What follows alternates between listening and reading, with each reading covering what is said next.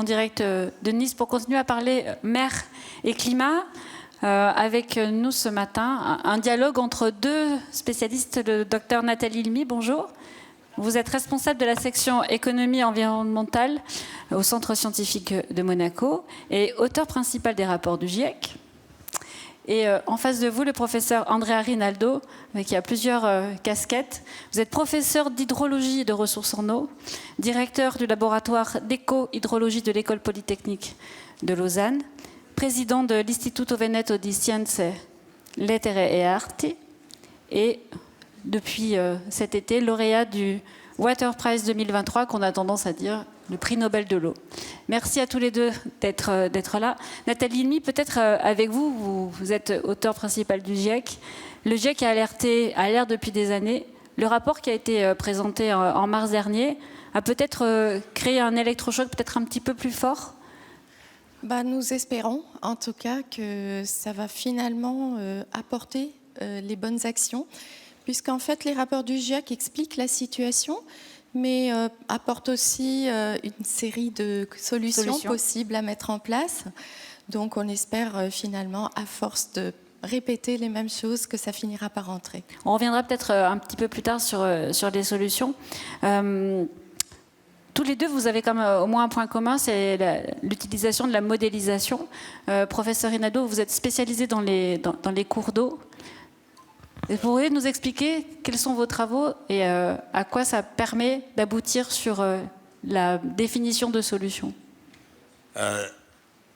Je dois m'excuser, je dois parler en anglais. Allez. I'm so sorry, but I cannot speak precisely when I speak in French, and my apologies to everybody. Yes.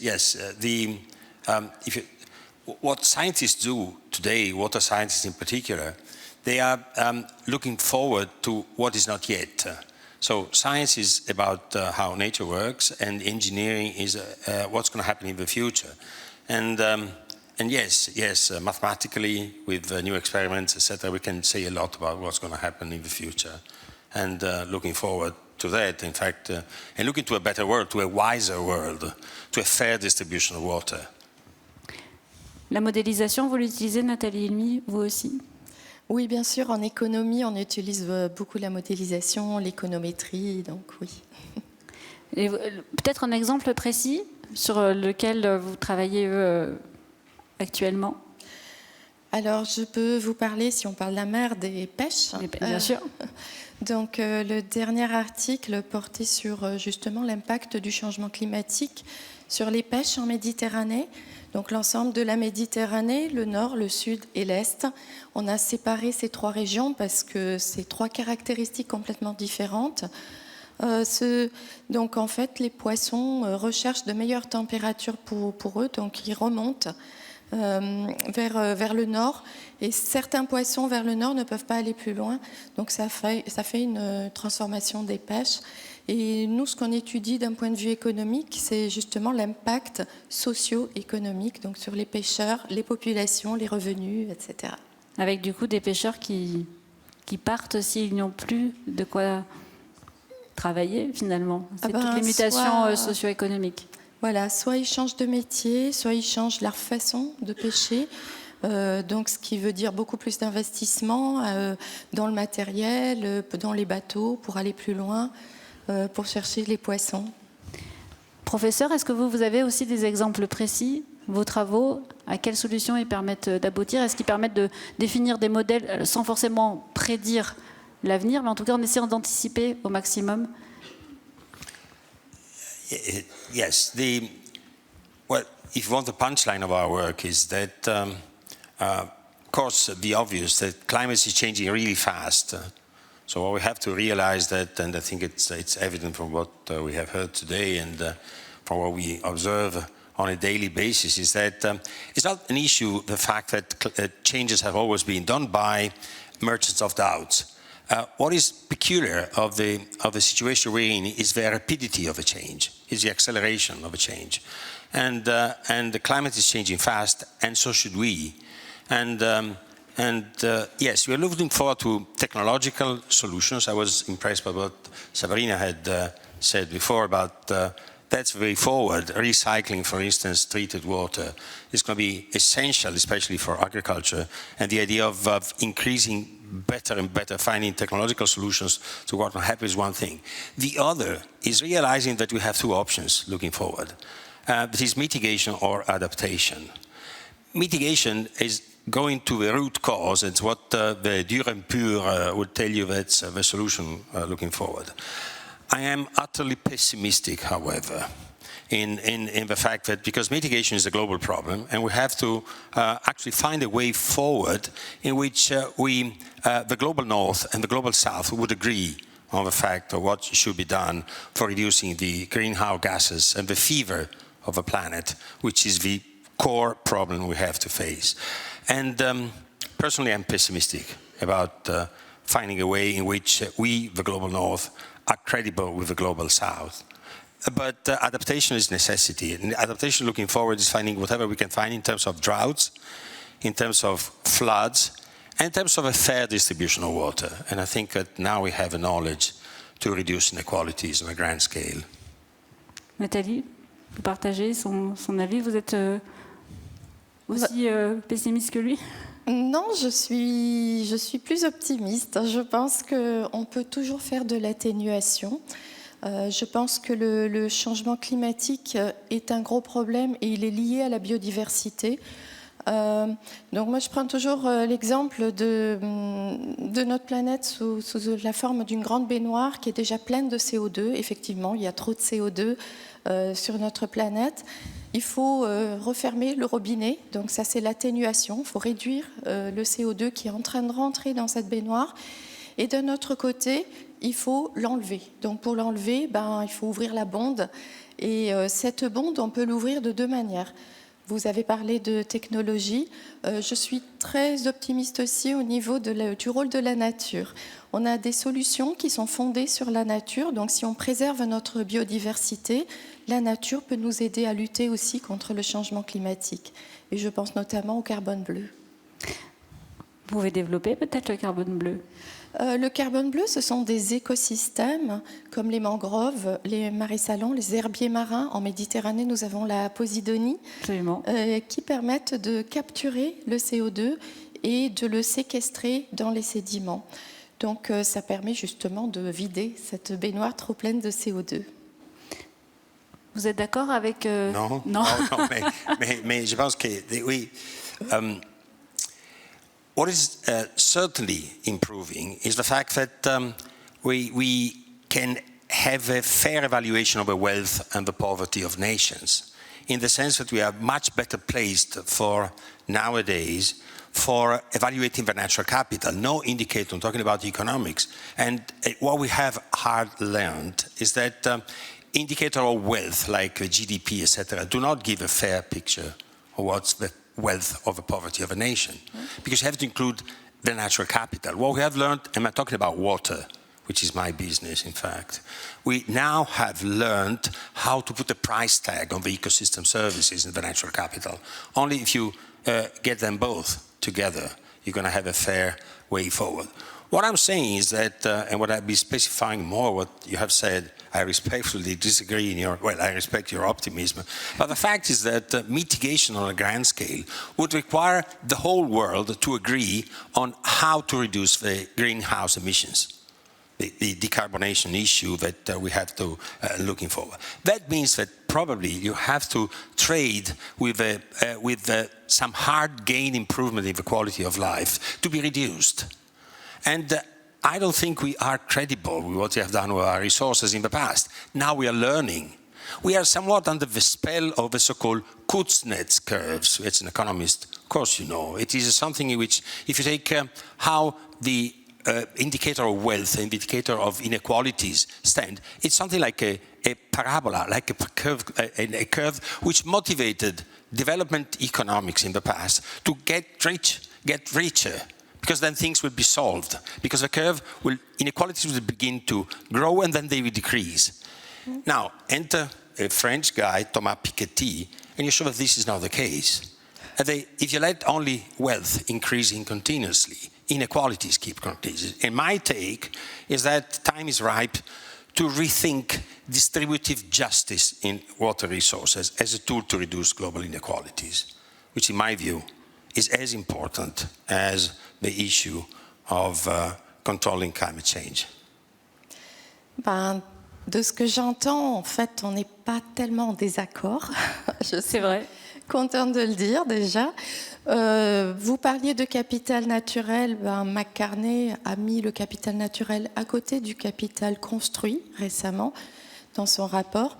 J'ai une conférence sur le capital naturel que je co-organise avec BNP Paribas le 10 novembre. Donc vous êtes bienvenus le 9 et 10 novembre au Yacht Club à Monaco. Donc c'est vraiment des questions sur lesquelles je travaille précisément. J'intègre évidemment ce capital naturel dans la richesse des nations. Nous avons le PIB. Ce PIB, ce n'est pas la meilleure mesure de la richesse des nations.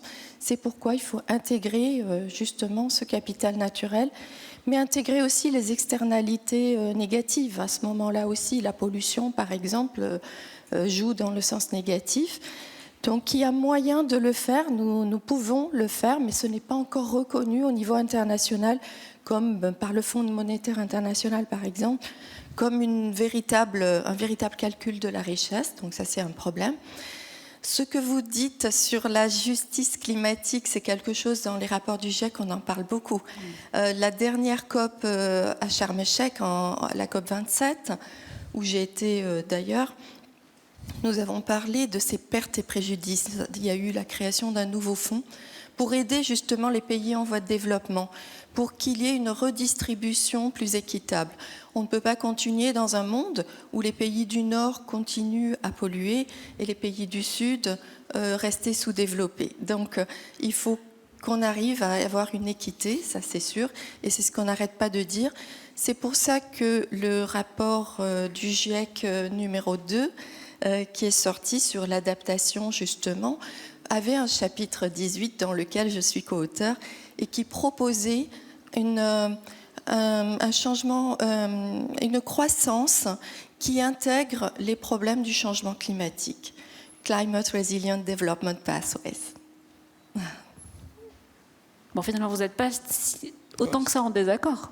Oui, I agree with what you said. Looking from the perspective of water, what I'm looking forward, in fact, it's a complicated trade-off between increased well-being and certain consequences of global scale. That's what I'm saying. Looking at floods,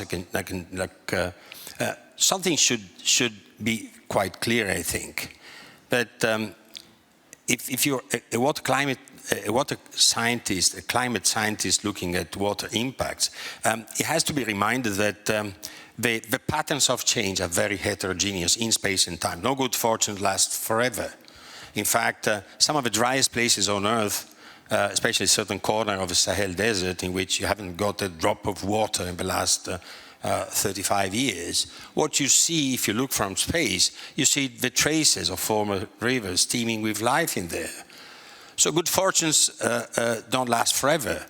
And the attitude, for instance, I'm personally, what I do, what I specialize my lab on is the impact of waterborne disease. How can predict waterborne disease and its social and economic costs associated with that, the natural capital per se. But what you typically see in the north of the world, is that non nobis, it says in Latin, not to us. It seems like the thing doesn't strike us. Well, let's forget this anthropocentric view that's only us. 1 degree more temperature of the air and the salmonid fish will disappear from the Alps in France, in Switzerland, and in Italy. So the idea that we haven't communicated properly the urgency of a problem. And we salute, in fact, what the city of Nice is doing, in fact, in terms of embracing the climate issues, looking forward to technological solutions. But it's a bigger problem. What we have you have to mobilize, literally mobilize the masses on realizing the urgency and the importance of the issue. On va quand même peut-être essayer de répondre à la question, c'est peut-on éviter la guerre de l'eau ? Maintenant qu'on a fait le constat, la solution, c'est quoi ? La mise en place de solutions, ça passe par quoi ? On a déjà beaucoup évoqué de façons d'y arriver. Alors, il y a la sensibilisation, il y a le rapport start-up grand groupe, il y a mieux peut-être comprendre aussi et écouter les scientifiques, hein, pas seulement quand il y a des rapports, mais peut-être tout au long du temps. Si on veut éviter la guerre de l'eau, Nathalie HILMI, qu'est-ce qu'il faut faire tout de suite?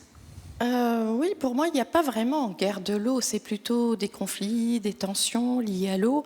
On n'est pas encore arrivé au stade de la guerre. Pour moi, la guerre, c'est vraiment militaire et c'est beaucoup trop fort, en fait. Et je vois plus ça vraiment sous forme plutôt de conflits auxquels on peut trouver toujours des solutions, j'espère, pacifiques. Et donc, par exemple, quand on a des bassins fluviaux transfrontaliers, à ce moment-là, il peut y avoir des problèmes d'eau. Je pense notamment l'eau du Nil, quand elle est partagée entre l'Éthiopie, le Soudan, l'Égypte, il peut y avoir des petits conflits qu'il faut résoudre toujours de façon pacifique. C'est pas forcément petit d'ailleurs, hein, comme conflit.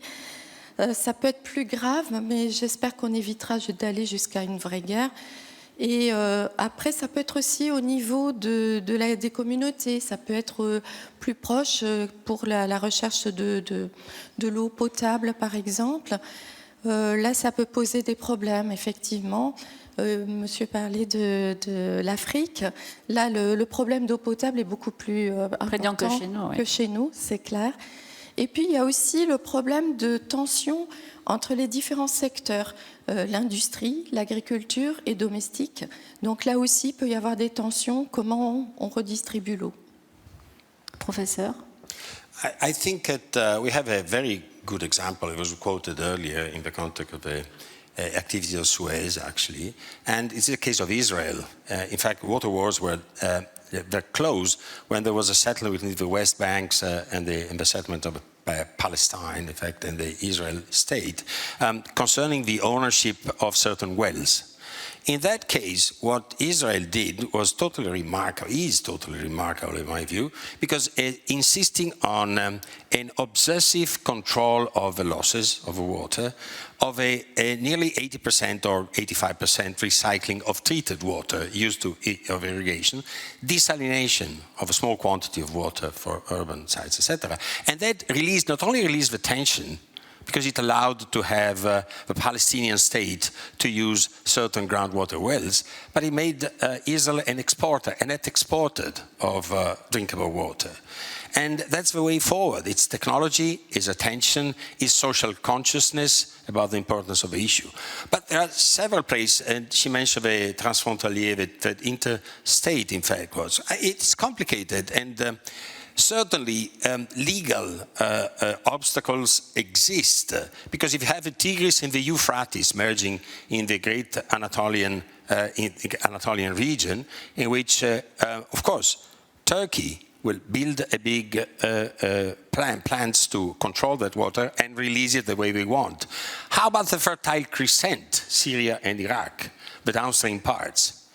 And obviously, and it happened in the past, it happened in Nadil Tamu, and it happened in India with the Karnataka region, on the Kovari River, in fact, in the past. You had people getting suicide, in fact. You had martyrs of water wars. And you're talking about 20 years ago. We're not talking about 200 years ago for the control of the waters.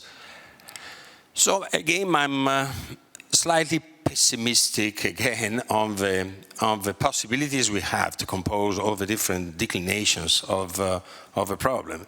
Certainly, the way forward is to be prepared. Certainly, we have to be prepared to heterogeneities in the patterns of rain, the good fortunes, the vagaries of nature, as not forever. What is, for instance, talking about sécheresse, talking about the droughts. Look what happened in Italy last year. Within the turn of like 2 weeks, we moved from the drought state to a flood state, a major flood state. And what happened is that the patterns of droughts were completely localized in the north of the country. The south was thriving. So science is telling you that preparedness requires lots of thinking, mathematical modeling, work on the field, etc., exploitation of technology, etc., being prepared to the fact that we're going to have difficult political decisions to take, because at certain points we'll be touching certain interests, and then choosing is complicated, in my view. Merci à tous les deux. Le temps est malheureusement écoulé, mais on aurait pu continuer à aborder beaucoup de sujets, notamment le sujet effectivement de la politique. Merci à tous les deux. Et je passe la parole à Raphaël Duchemin.